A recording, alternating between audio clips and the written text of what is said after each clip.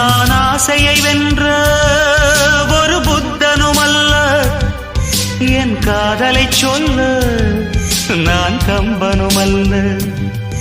உன் காது கடித்தேன் நான் கனவினில் மெல்ல, இன்று கட்டி அணைத்தேன் இது கற்பனை அல்ல.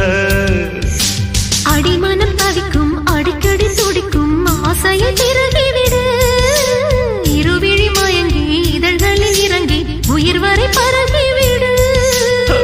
முத்தம் வழங்காது ரத்தம் அடங்க